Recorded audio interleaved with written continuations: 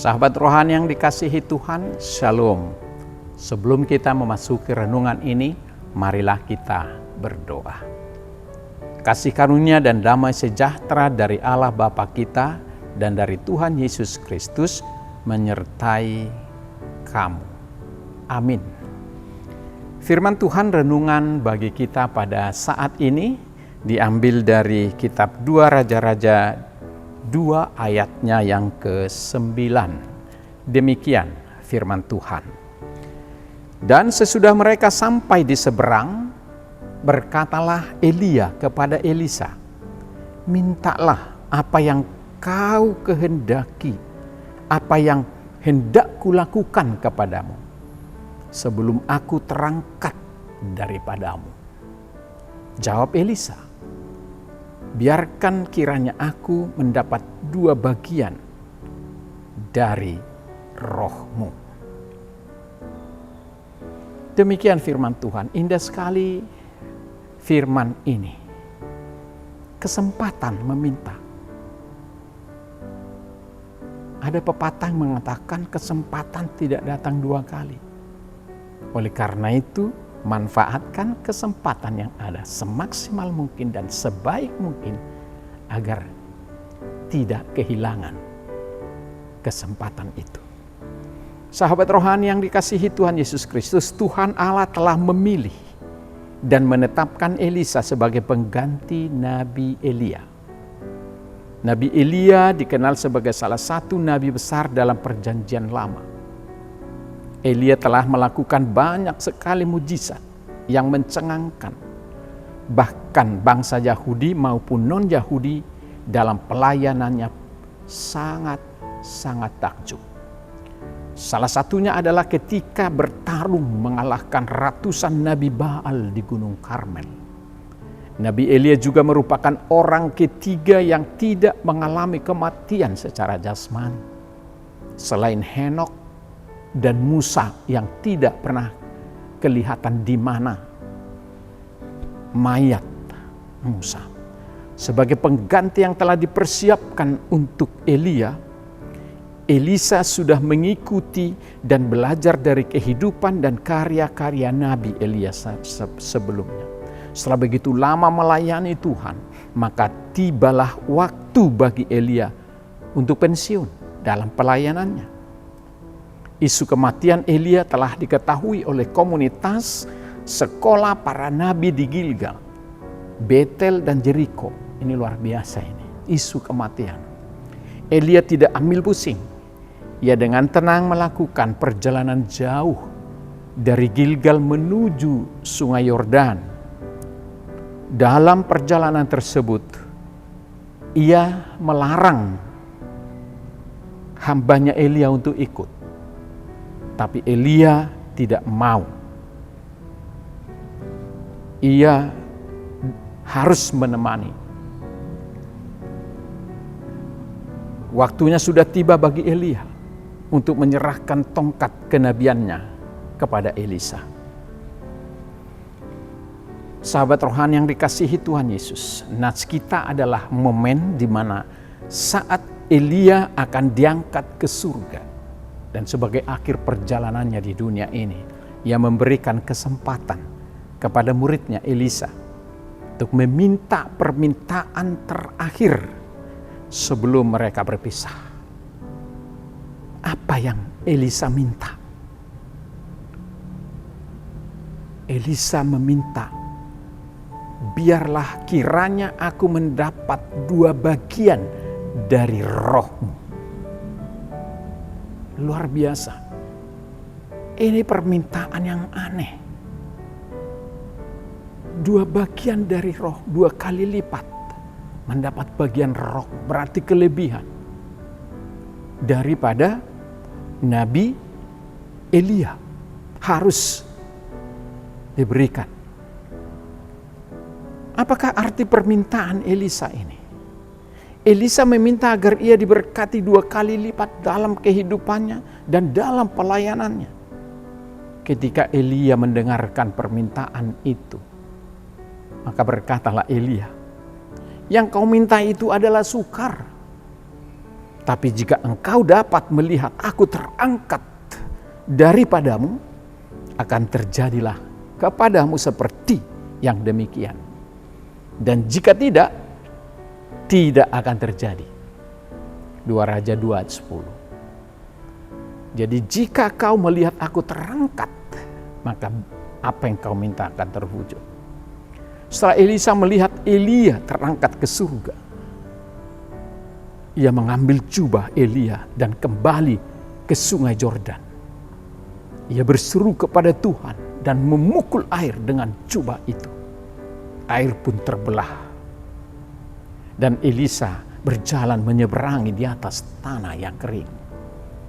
Tindakan ini menegaskan peralihan jabatan kenabian dari Elia kepada Elisa serta penggenapan dari permintaan Elisa. Sahabat rohani yang dikasihi Tuhan Yesus, mengapa Tuhan mengabulkan permintaan Elisa sedemikian?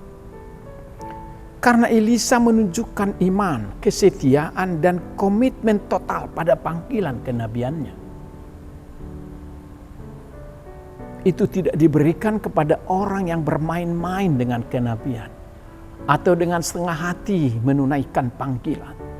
Tapi bagi orang yang benar-benar setulus hati 100% menunaikan tugas panggilannya, akan diberikan berlipat-lipat kuasa oleh Tuhan. Itulah yang terjadi. Tuhan tahu bahwa permintaan itu bukan karena keserakahan atau ambisi pribadinya. Sebab banyak orang yang meminta sesuatu kelebihan, kehebatan dari Tuhan karena ambisi, karena ingin lebih dan lebih daripada orang lain. Tapi Elisa sama sekali tidak demikian. Maka permintaannya itu berkenan kepada Tuhan lalu dikabulkan. Sama seperti permintaan Salomo. Ketika diberikan satu kesempatan untuk meminta, apa yang aku akan berikan kepadamu? Salomo tidak menyia-nyiakan kesempatan yang hanya satu kali itu. Dia gunakan sebagai tanggung jawab kepemimpinannya sebagai raja.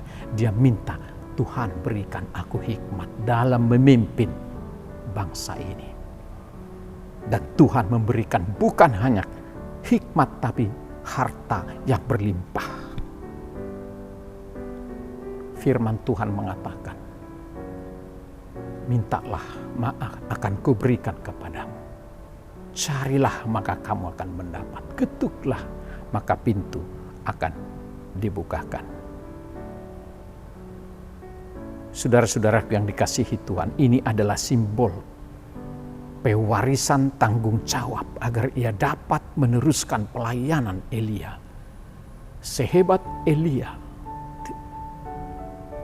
lebih hebat malah dari Elia. Barangkali itulah yang bisa membangun bangsanya. Inilah simbol. Bukan agar Elia menjadi hebat atau lebih hebat, tapi agar ia memiliki kuasa yang dibutuhkan untuk mengemban tugas berat sebagai nabi yang dipandang Tuhan sebagai hal yang terhormat. Tuhan melihat kesetiaan dan kesediaan Elisa untuk tetap setia kepadanya di tengah kemurtatan bangsa, bahkan di tengah lingkungan yang tidak setia itu. Sahabat rohani yang baik hati, apa pesan renungan ini bagi kita? Kembali saya akan tegaskan, kesempatan tidak datang dua kali. Ketika kesempatan datang, maka kita diberikan hikmat untuk meminta, melakukan sesuatu yang sangat baik, sangat berguna. Sehingga kesempatan itu tidak hilang begitu saja. Oleh karena itu, memohon dan meminta kepada Tuhan apa yang paling Anda butuhkan untuk menunjang pelayanan, ketaatan, kesetiaan kepada Tuhan akan dikabulkan sesuai dengan kehendaknya. Oleh sebab itu sekali lagi Tuhan Yesus menekankan kepada orang banyak dalam khotbahnya di bukit, bahkan kepada setiap kita saat ini, Kita hanya tinggal diperintahkan dalam Matius 7 ayat 7 sampai 8. Mintalah maka akan diberikan kepadamu. Carilah maka kau akan mendapat. Ketoklah maka pintu akan dibukakan bagimu. Karena setiap orang yang meminta menerima, dan setiap orang yang mencari mendapat, dan setiap orang yang mengetok baginya pintu dibukakan. Artinya apa? Kita tidak punya apa-apa untuk memiliki apa-apa. Kita hanya punya Tuhan yang bisa memberikan apa yang kita inginkan. Nah, untuk meminta kepada Tuhan apa yang kita inginkan, pergumulkan dulu. Untuk apa permintaan itu bagimu? Apakah itu paling urgent, atau hanya sebagai basa-basi, atau hanya sebuah harta atau kekuatan yang akan kau pakai sebagai mewujudkan ambisimu? Tuhan tidak akan memberikan itu. Tapi ketika kita meminta dan mencari, akan mendapatkan, dan mengetok-ngetok pintu, maka tepatnya akan dibuka. Itu memberikan satu pengajaran kepada kita. Ketika kamu meminta, pasti kamu akan cari. Dan ketika kamu mencari, maka pintu itu akan kamu temukan. Dan di dalam pintu itulah kamu dibukakan. Serahkan kepada Tuhan semua yang kamu kehendaki, kamu lakukan, kamu usahakan. Maka Tuhan akan mewujudkannya. Jadi motivasi kita yang benar dan murni bukan ambisi. Janganlah kita takut untuk meminta sesuatu yang besar dari Tuhan. Tuhan Yesus mengajarkan tentang kuasa doa, menekankan bahwa dengan mencari, meminta, mengetuk, semua tidak akan pernah sia-sia. Karena Allah pasti menjawab dan membuka pintu pada waktunya. Karena bagi Tuhan tidak ada yang mustahil. Tuhan memberkatimu. Amin. Kita berdoa. Terima kasih Tuhan atas firman-Mu yang menyapa kami saat ini. Biarlah firman-Mu itu juga menjadi panduan dalam hidup kami.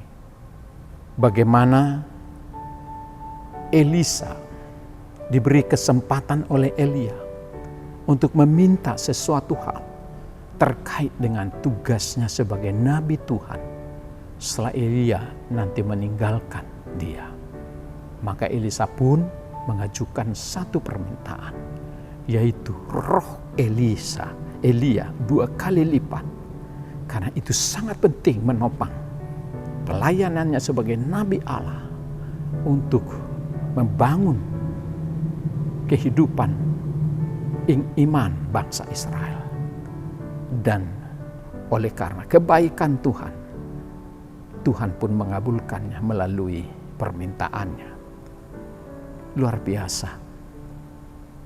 Tidak ada yang mustahil bagimu, bagi orang yang setia, bagi orang yang rendah hati dan jujur akan apa yang dia minta untuk kepentingan Tuhan. Tetapi Tuhan juga tidak akan selalu memberi apa yang orang minta kalau tidak sesuai dengan kehendak.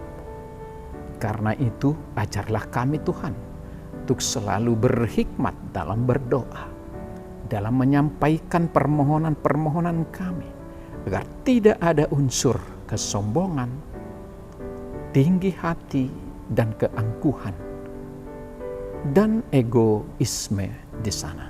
Kiranya Tuhan beri kami roh untuk membimbing kami selalu mencari, meminta, dan mengetok-ngetok pintu di mana berkat Tuhan akan mengalir bagi kami. Terima kasih Tuhan. Terlalu banyak tantangan yang kami hadapi dewasa ini dalam hal meminta, mencari, dan mengetok. Oleh karena itu banyak rencana kami, tapi sering gagal karena kami ingin menyia-nyiakannya. Oleh karena itu ajar kami untuk lebih bijaksana dalam meminta, dalam bersekutu dengan Tuhan, dalam bergumul atas apa yang penting bagi kami. Karena bagi kami, Tuhanlah yang menentukan segalanya. Terima kasih Tuhan, berkati kami hari ini dan anak-anak kami dalam beraktivitas.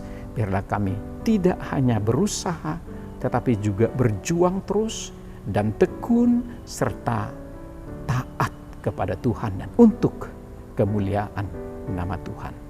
Terima kasih Tuhan, berkati kami bersama anak kami hari ini, biarlah hidup kami seturut dengan kehendak-Mu. Dalam nama Tuhan Yesus kami berdoa dan mengucap syukur. Amin.